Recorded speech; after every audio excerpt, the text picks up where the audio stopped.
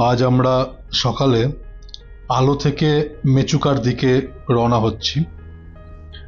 তো গাড়িতে যেতে যেতে এবং পথের শোভা দেখতে দেখতে মেচুকার সম্পর্কে আপনাদেরকে একটু জানিয়ে রাখি। মেচুকা কিভাবে পৌঁছবেন সেটা প্রথমে বলি। সড়কপথে হচ্ছে নিকটবর্তী শহরগুলি থেকে উন্নত সড়কপথের মাধ্যমে মেচুকায় সহজেই পৌঁছানো যায়। যেমন আমরা আলো অবধি পৌঁছেছি এবং তারপরে এগোচ্ছি। এই মেচুকায় পৌঁছানোর জন্য আপনারা জানেন নিকটতম শহর হচ্ছে আলোং বা আলো, যেটা ডিব্রুগড় থেকে লিকাবালি সীমান্ত হয়ে প্রায় 192 কিলোমিটার, প্রায় 6 ঘন্টা মতো লাগে। এই 192 কিলোমিটার দূরে অবস্থিত। আর আলোং থেকে এই মেচুকার দূরত্ব প্রায় 190 কিলোমিটার, যেটা কিন্তু শুনতে মনে হচ্ছে খুব বেশি নয়, তবে রাস্তার অবস্থার উপর নির্ভর করে অতিক্রম করতে 6-7 ঘন্টা থেকে 10-12 ঘন্টাও লেগে যেতে পারে। এইভাবে আপনি গুয়াহাটি থেকেও ডিব্রুগড় বা পাসিঘাট হয়ে মেচুকা পৌঁছাতে পারবেন। আর আকাশপথে এলে আসামের ডিব্রুগড়ের মোহনবাড়ি বিমানবন্দর হচ্ছে নিকটতম বিমানবন্দর। আরেকটি নিকটবর্তী বিমানবন্দর লখিমপুরে আছে, যেটা মেচুকা থেকে প্রায় 420 কিলোমিটার দূরে। আর ট্রেন হচ্ছে নিকটতম রেল স্টেশন আসামের সিমন চাপাড়ি, যেটা 134 কিলোমিটার দূরে অবস্থিত। যথারীতি আগের কথার জেট ট্রেনে বলতে পারি, মেচুকা ভ্রমণের জন্য ভারতীয়দের বিশেষ ইনার লাইন পারমিট প্রয়োজন, আর বিদেশি পর্যটকদের পিএপি, আমাদের যেমন আইএলপি, ওদের পিএপি, এই সীমাবদ্ধ এলাকা পারমিট, এটা ভীষণ জরুরি।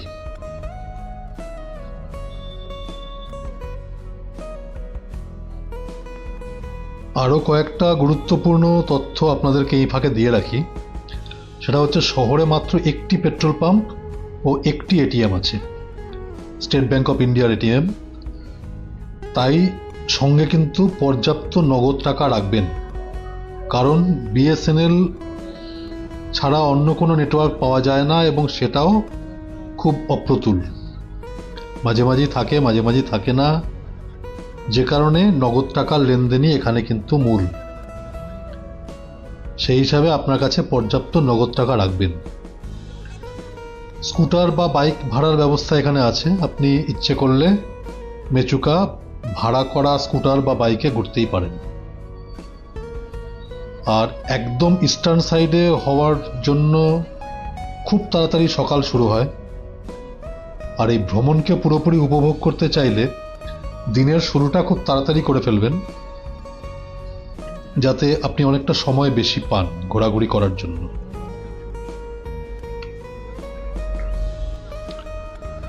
যাতায়াত তো হলো, এইবার মেচুকার সম্পর্কে কিছু কথা বলা যেতে পারে। এই মেচুকা হচ্ছে একটি দৃষ্টিনন্দন অভিজ্ঞতা। এই মেচুকা বা মেচুকা অরুণাচল প্রদেশের একটা মনোমুগ্ধকর গন্তব্য, যেটা আপনাকে কিন্তু স্বপ্নময় জগতে নিয়ে যেতে পারে।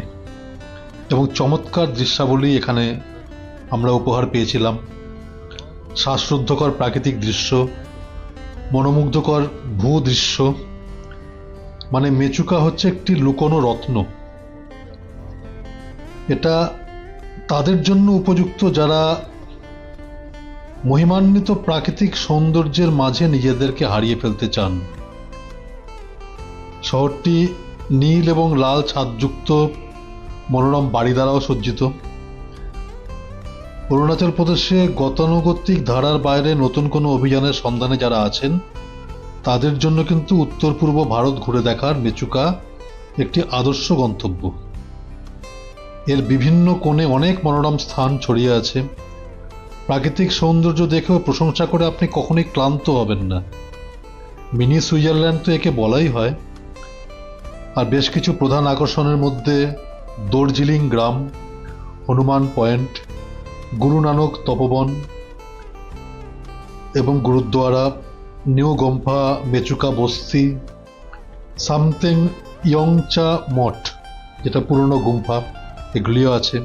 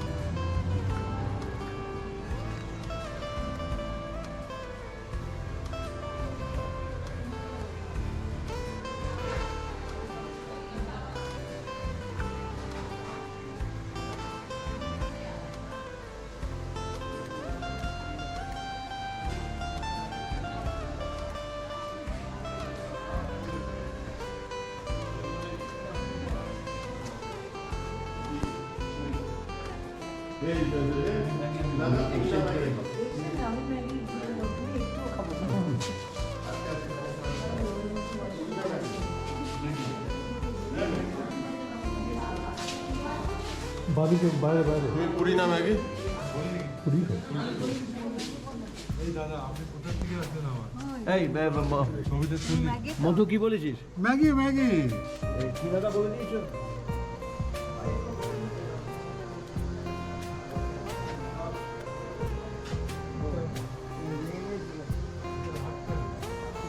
রাখো না রাখো না এক্সেলেন্ট আরে ম্যাগি বলেছি।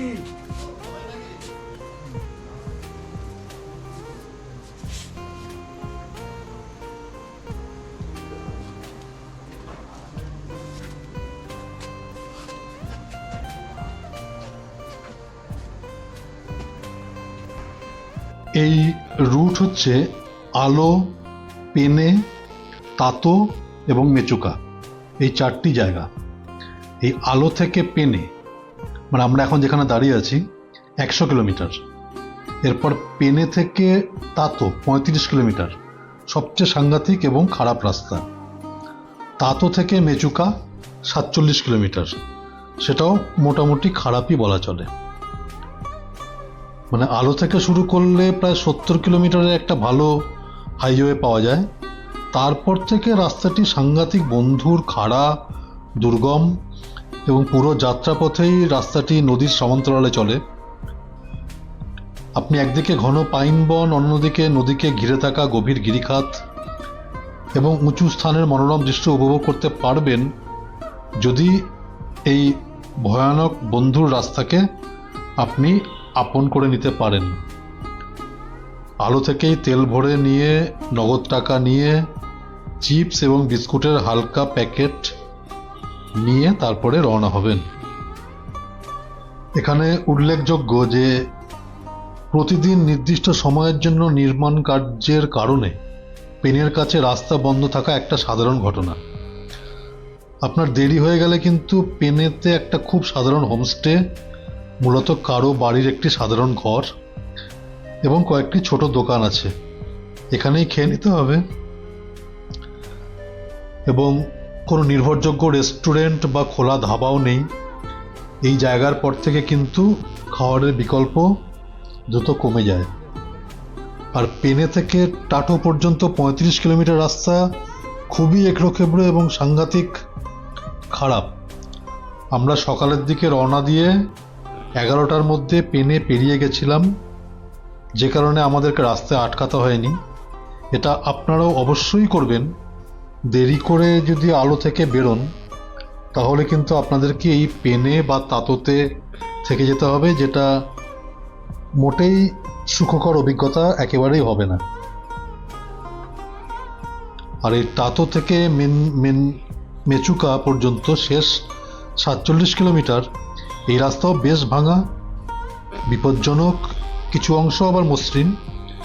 তবে সেনাবাহিনীর কনভয়, বিআরও এরা সমস্ত রাস্তাতেই আছে। তারা 2 লেনের মহাসড়ক তৈরিও করছে। এটা 26 মার্চের মধ্যে শেষ হওয়ার কথা ছিল, এখনো হয়নি, হয়ে যাবে। এইটা হয়ে গেলে আর মেচুকাকে অতটা দুর্গম মনে হবে না। পর্যটনের জোয়ার আসবে এবং লোকজনও অনেক বেড়ে যাবে, যে কারণে আপনি যদি আসল মেচুকার রূপটা দেখতে চান তাহলে এখনই আপনাকে যেতে হবে।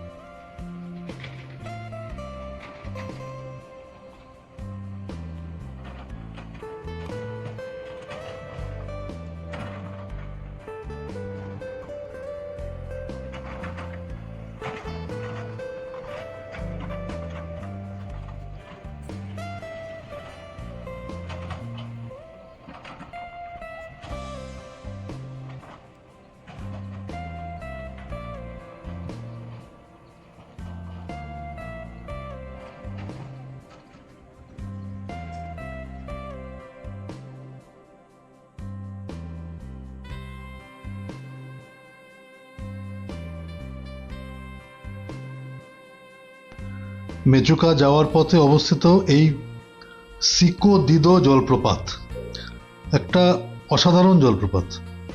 এই বিশাল জলপ্রপাত একটা মনোমুগ্ধকর দৃশ্য এবং এই অঞ্চলের প্রাকৃতিক সৌন্দর্যকে অনেকটা বাড়িয়ে তুলেছে। মেচুকা যাওয়ার পথে আপনি এখানে একটু বিরতি নিতেই পারেন এবং এর আগে বা পরে কোনো একটি জায়গায় দাঁড়িয়ে এর সৌন্দর্য উপভোগ করতে করতে এক কাপ চা বা ম্যাগি খেয়ে নিতেই পারেন। এই সিকো দিদো জলপ্রপাত কিন্তু অনেক উঁচু থেকে পড়া একটি চমৎকার জলপ্রপাত।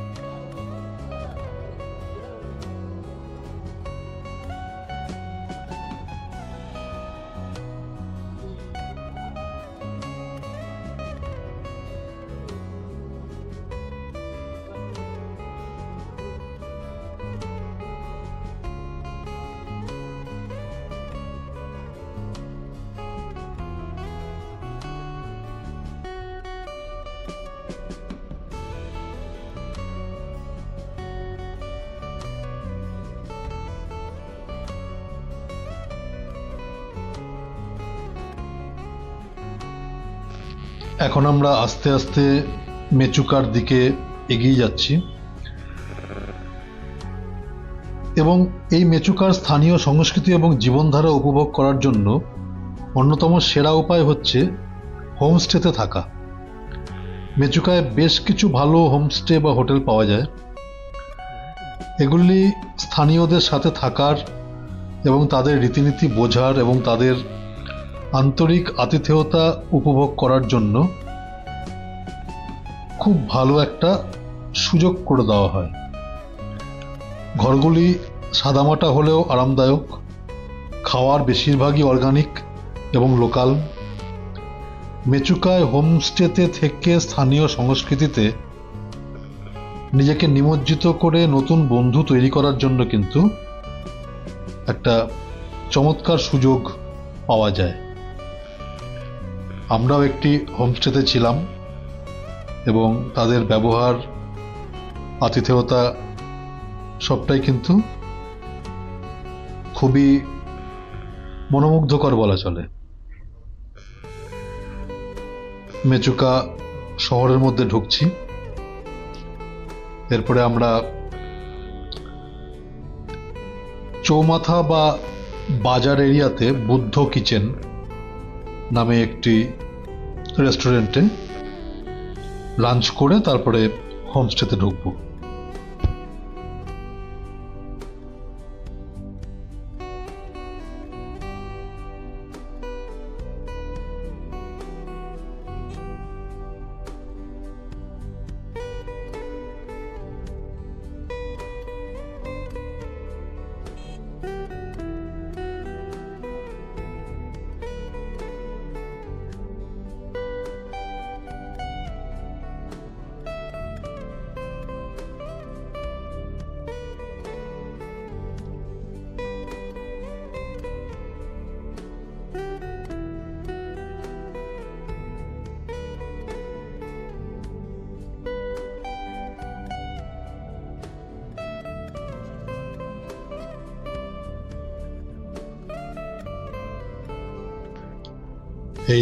এই হচ্ছে বুদ্ধ কিচেন। তো মেচুকার বুদ্ধ কিচেন হচ্ছে একটি আরামদায়ক রেস্টুরেন্ট, যেটা পর্যটক এবং স্থানীয় উভয়ের কাছেই কিন্তু আকর্ষণীয়। মিলিটারি এয়ার স্ট্রিপের পাশেই প্রধান বাজার এলাকায় সুবিধাজনকভাবে এটি অবস্থিত। রেস্টুরেন্টটি সাদামাটা হলেও বেশ প্রশস্ত এবং এর মেনুতে ঘরোয়া স্বাদের উপরে জোর দেওয়া হয়েছে। মোটামুটি সুলভ মূল্য।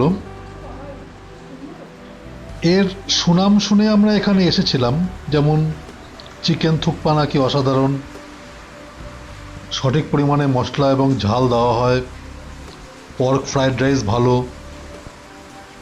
অনেক কিছুই ভালো। কিন্তু আমাদের অভিজ্ঞতা কিন্তু খুব একটা ভালো হয়নি। খুবই সাদামাটা এবং দায়সারাভাবেই হয়তো থুকপা পরিবেশন করা হয়েছিল। যাই হোক, তাও হতে পারে সেটা যে কোনো একদিনের ভুল। না হলে রেস্টুরেন্টটির পরিবেশ, পরিষ্কার পরিচ্ছন্নতা সেটা অবশ্যই প্রশংসার দাবি রাখে। যেটা আমার এই মডেলটা, এটা এখন 25-30, আর এটারই যেটা এখন লেটেস্ট বর্তমান। বেশ ভালো পরিবেশ, মানে সামনে বিমান ঘাটির দৃশ্য এটার আকর্ষণ আরও বাড়িয়ে দেয় অনেকটা। এটা একটা জমকালো ভোজনশালার থেকে স্থানীয় পাব হিসাবে ধরে নিলেই ভালো হয়। সামগ্রিকভাবে বুদ্ধা কিচেনকে সাদামাটা বেশ ভালোই বলে মনে হয়েছে আমাদের।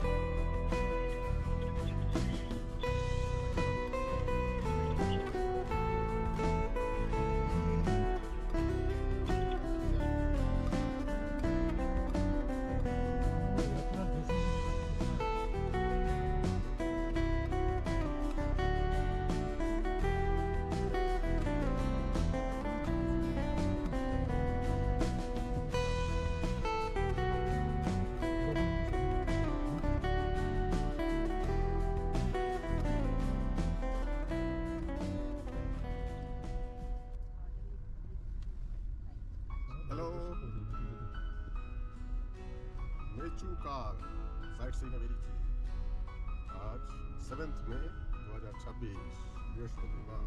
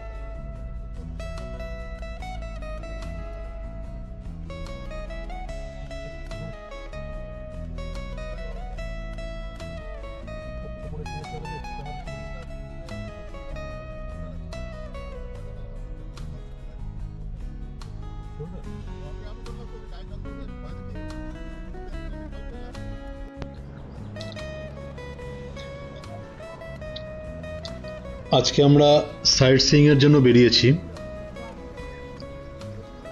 মেচুখায়। তো লামাংয়ের ভারত তিব্বত সীমান্ত যাওয়ার পথে একটি পাহাড়ের চূড়ায় ভগবান হনুমানের মুখের আকৃতির একটি আকর্ষণীয় শিলা গঠন দেখতে পাওয়া যায়। এটা খুব পরিষ্কারভাবে বুঝতে পারা যায়, আপনারাও দেখলে বুঝতে পারবেন।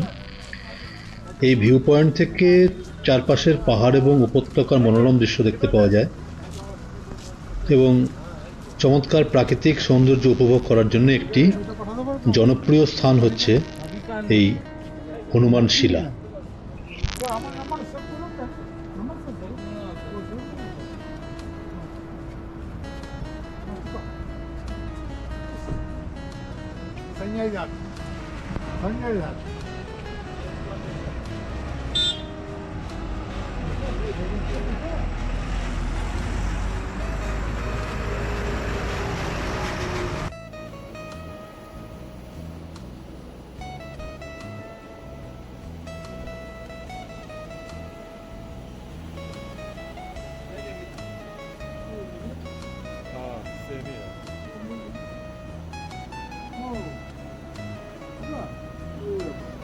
চোখে পড়েনি।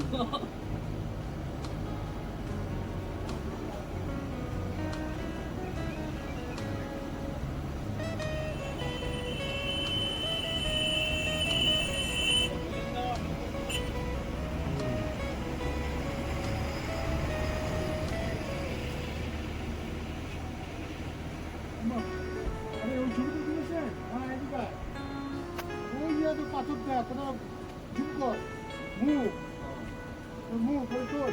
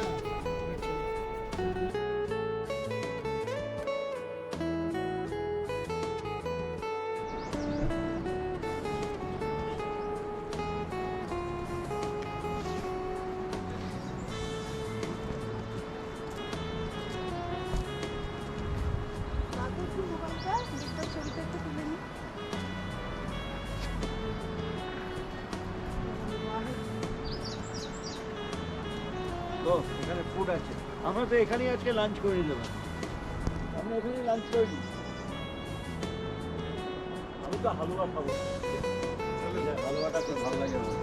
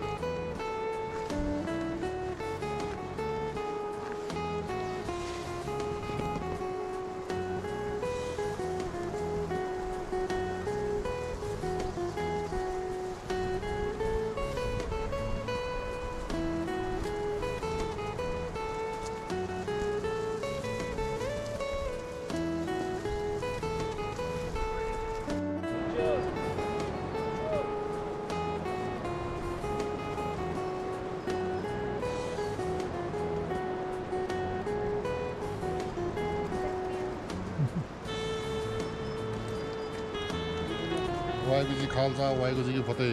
একদম।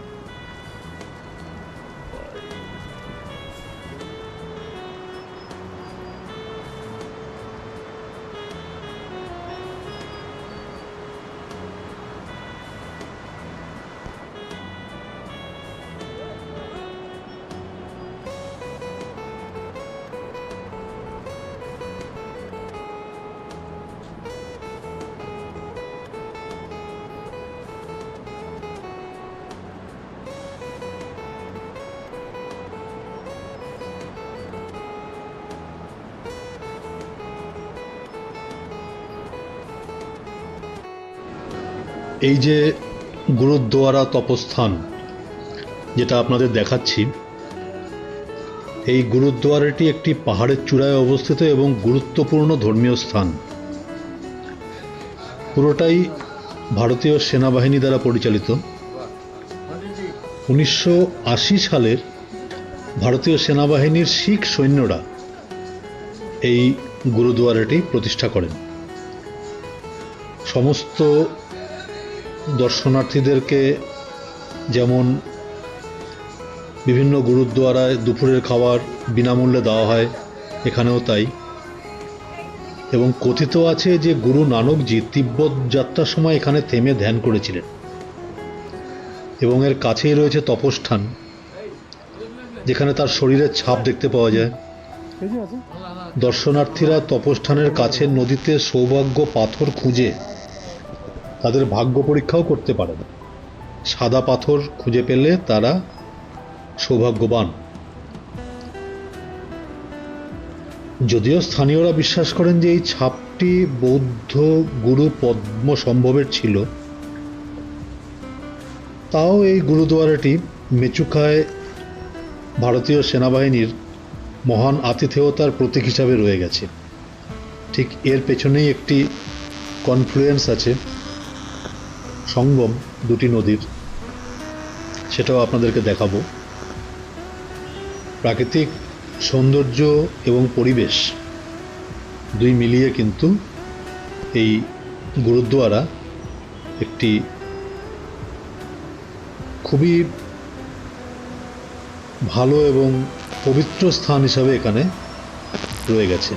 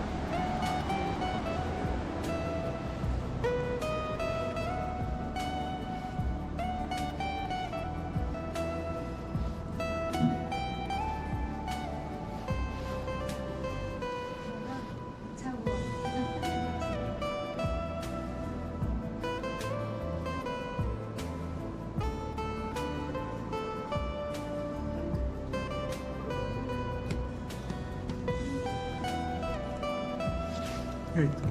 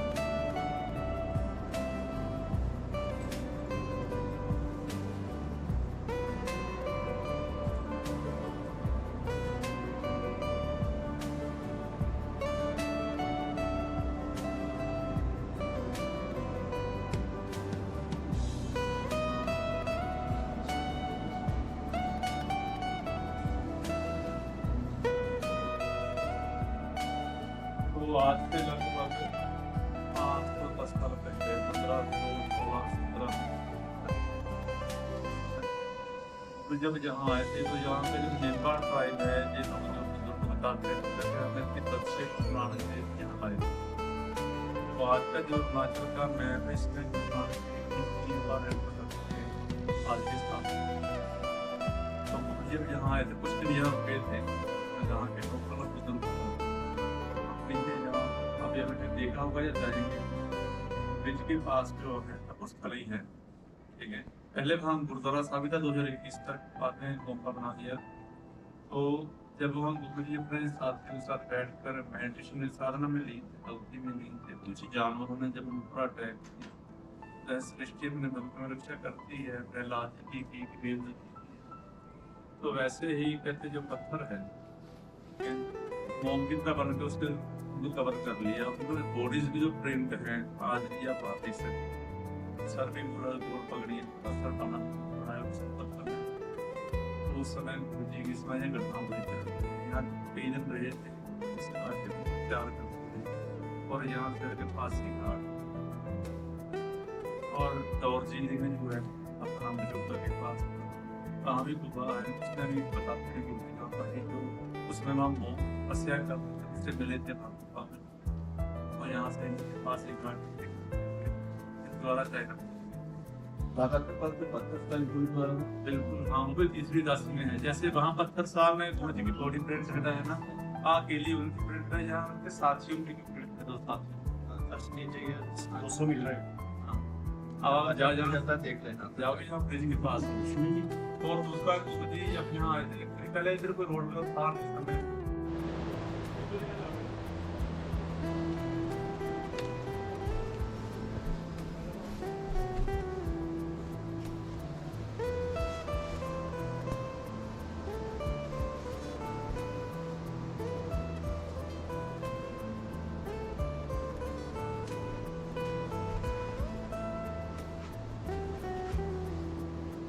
হেমকুণ্ড সাহেব এটা আমি গেছিলাম।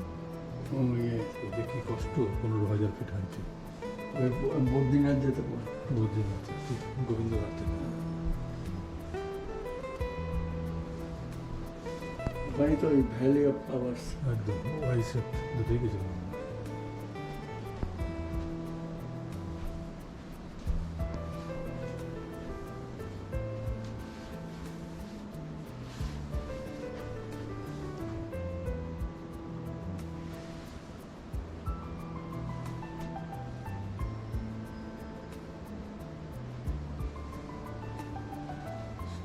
দেখতে কিছু সুন্দর হয়।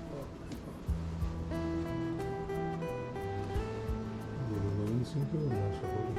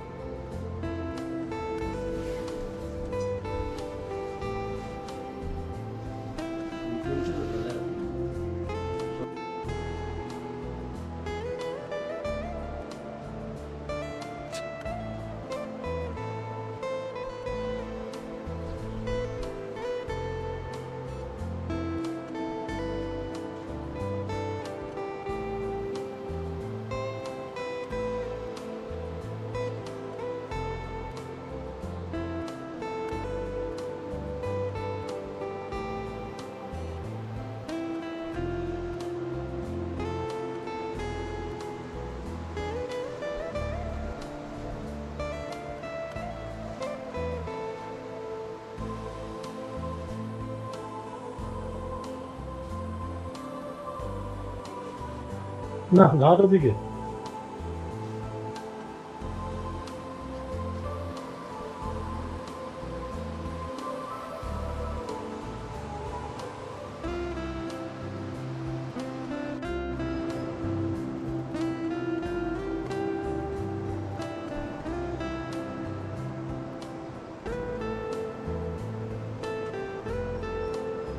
এইগুলো তো আমাদের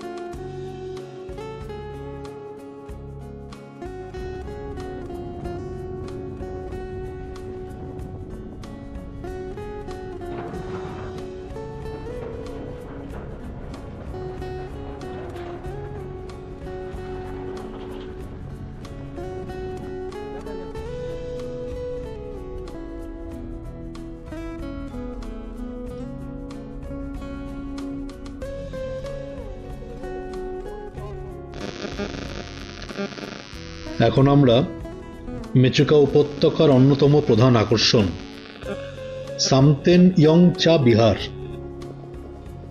এটি একটি উচ্চ পাহাড়ের চূড়ায় অবস্থিত 400 বছরের পুরনো একটি বিহার। এটি অরুণাচলের অন্যতম জনপ্রিয় বৌদ্ধ বিহার এবং এর ভেতরের ধ্যানমগ্ন ভগবান বুদ্ধের একটি বিশাল স্বর্ণমূর্তি আছে, যা প্রতিটি দর্শনার্থীর হৃদয়কে অপার শান্তি এবং তৃপ্তিতে ভরিয়ে দেয়। এই সামতেং ইয়ংচা বিহার এর সবচেয়ে আকর্ষণীয় ব্যাপার হচ্ছে এখান থেকে দর্শনার্থীরা পুরো শহর এবং আশেপাশের উপত্যকার একটা বার্ডস আই ভিউ পান, যেটা অসামান্য। এবং রাতের মেচুকা শহর যদি কেউ এখান থেকে দেখেন, তাহলে তার থেকে মনোমুগ্ধকর দৃশ্য আর হয় না। আমরা দিনের বেলা দেখেছি, রাতে এখানে স্থানীয়রা ছাড়া পর্যটকদের আসা বেশ কঠিন, শহর থেকে অনেকটা দূরে। যাই হোক, তো মঠটিতে কিন্তু প্রাচীন তিব্বতী বৌদ্ধ ধর্মের অনন্য খোদাইকর্ম আছে, স্মৃতিস্তম্ভ আছে, প্রচুর বই আছে। এই সব নিয়ে এই সামতেং ইয়ংচা বিহার এটি মেচুকার অন্যতম আকর্ষণীয় স্থল।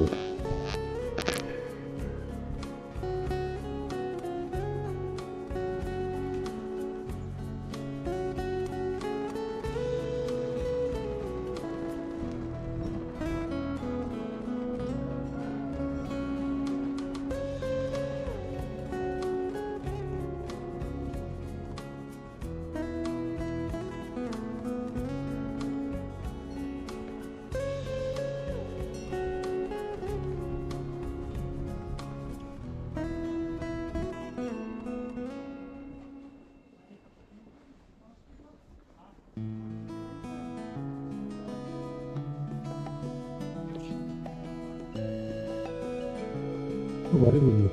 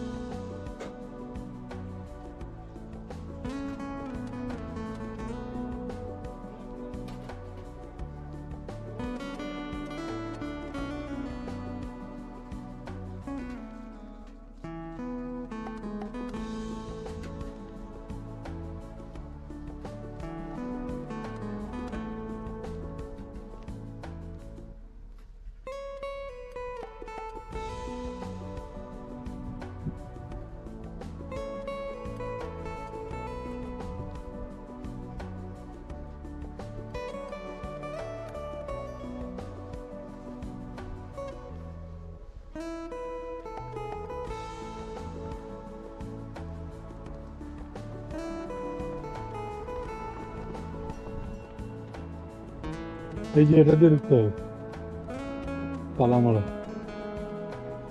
আর তো জায়গা নেই।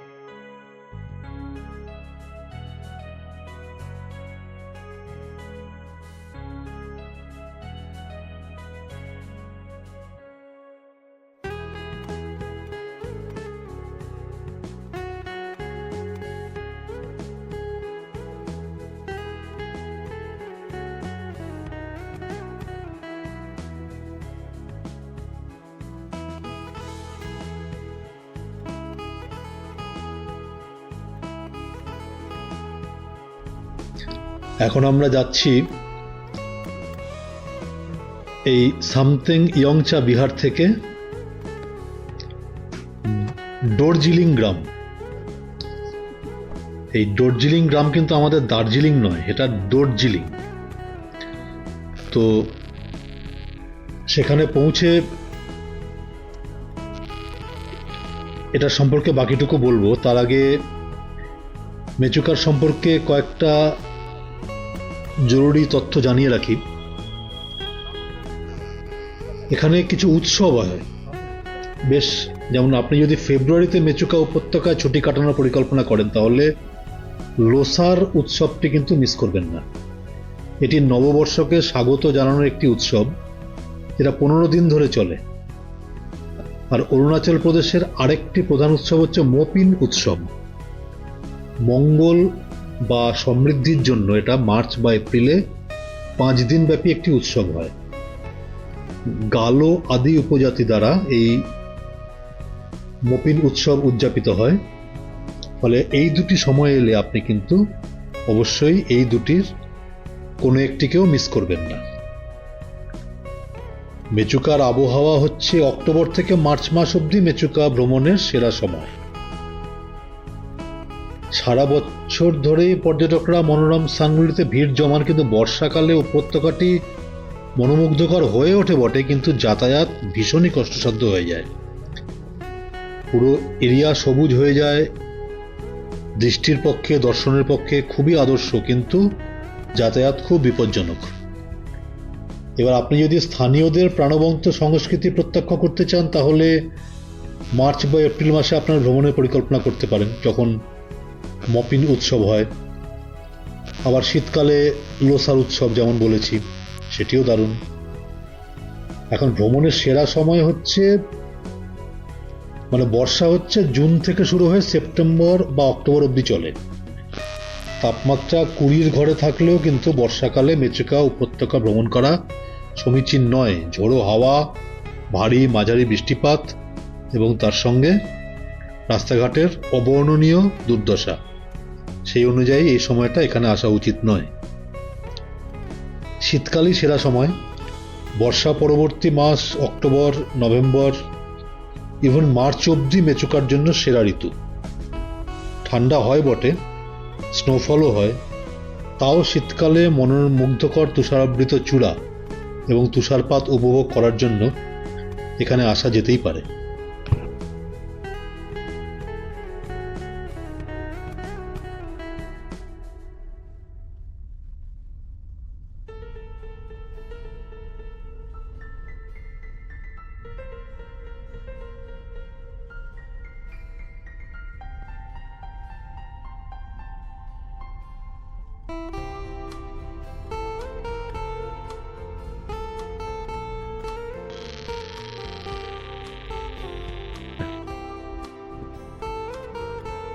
এই হচ্ছে দার্জিলিং গ্রাম বা উপত্যকা।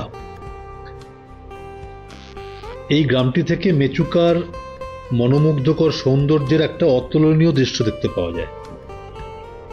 দর্শনার্থীরা তো গ্রামের পাহাড় বা অত্যাশ্চর্য দৃশ্য দেখে মুগ্ধ হনই, তা বাদ দিয়েও এই শান্ত গ্রামটি পাহাড়ের দিকে মুখ করে থাকা বেশ কিছু কুটির দ্বারা সজ্জিত, মানে হাট, এবং একটা নয়নাভিরাম সবুজ উপত্যকা রয়েছে, যেটা ঘোড়ার চারণভূমি হিসাবে ব্যবহৃত হয়। প্রাকৃতিক সৌন্দর্য পুরোপুরি উপভোগ করার জন্য পায়ে হেঁটে গ্রামটি ঘুরলে ভালো হয়, কিন্তু সময়ের অপ্রতুলতার জন্য আমরা সেটা করতে পারিনি। আপনারা পারলে অবশ্যই করবেন। এবং এই মনোমুগ্ধকর সিওম নদী, মেচুকায় সমস্ত জায়গাতেই সিওম নদী, এই নদী দ্বারাই বেষ্টিত, এবং এই নদীর ওপরে বেশ কিছু ঝুলন্ত সেতু আছে। সেটাও দর্শনার্থীদের জন্য একটা রোমাঞ্চকর অভিজ্ঞতা। তো এই সিওম নদী দার্জিলিং গ্রামের ভেতর দিয়ে বয়ে গিয়েছে এবং এর আকর্ষণ আরও বাড়িয়ে তুলেছে। আমরা এখন রয়েছি সালমান খান ভিউ পয়েন্ট। এটি একটি প্রধান আকর্ষণ। পাশেই সিওম নদী, বিস্তৃত সবুজের ভ্যালি, পাহাড় সব মিলিয়ে মিশিয়ে সালমান খান ভিউ পয়েন্ট কিন্তু দারুণ জায়গা তো বটেই। দার্জিলিং গ্রামের একটি চমৎকার জায়গা। এই মেচুকা কিন্তু ভারত চীন সীমান্ত থেকে মাত্র 30 কিলোমিটারের কম দূরত্বে অবস্থিত। জেলার নাম হচ্ছে শি ইয়োমি এবং মেচুকার উচ্চতা প্রায় 6000 ফিট হাইট। আর এই সিওম নদী, আগেই বলেছি এটি তো সারা মেচুকাকে বেষ্টন করে রয়েছে। এই সিওম নদীর অন্য নাম হচ্ছে ইয়ারগ্যাপ চু। আর এই মেচুকাতে মেম্বা, রামো, বোকার এরকম প্রচুর উপজাতি পাওয়া যায়।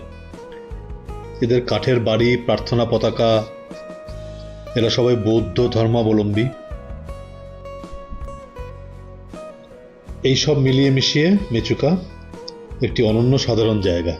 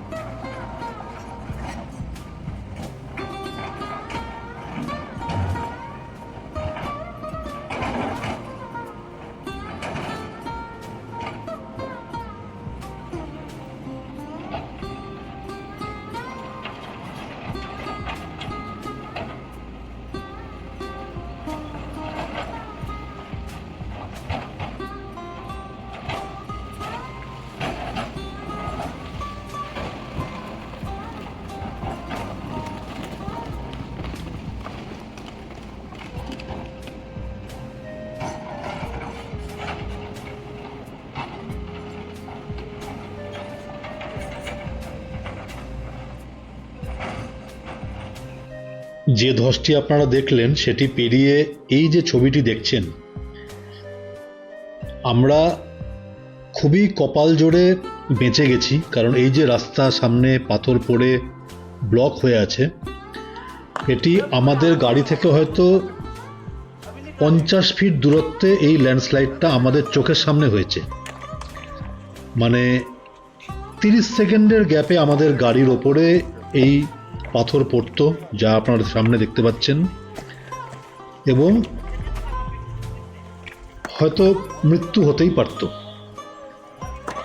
জেসিবি আসার অপেক্ষা না করে আমরা নিজেরাই পাথর সরিয়ে অন্তত একটা গাড়ি যাওয়ার মতো ব্যবস্থা করছি, দেখতেই পাচ্ছেন আপনারা।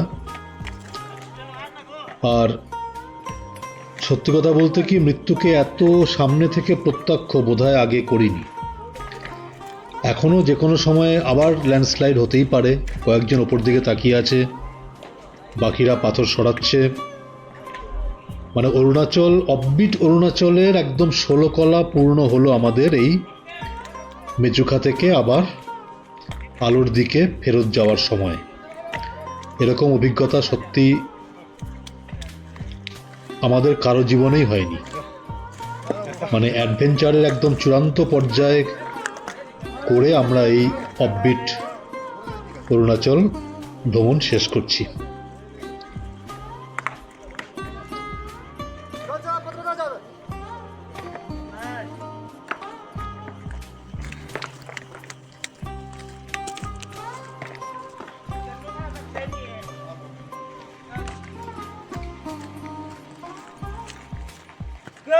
निकल जा। এইটা গ্রুপে অবশ্যই দেবে।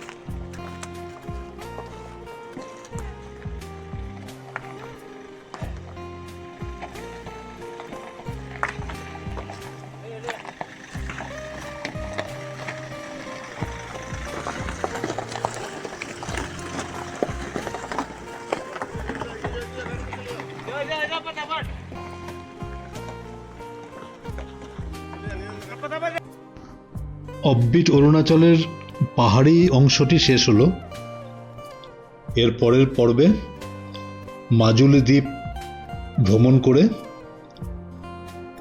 এইবারের মতো অফবিট অরুণাচল এবং মাজুলি অবশ্যই আসামের, মাজুলিকেও অফবিট বলাই যায় কারণ খুব কম পর্যটকই সেখানে যান। তো সেটি দর্শন করে আমরা এবারের মতো অফবিট অরুণাচল ভ্রমণ কমপ্লিট করব।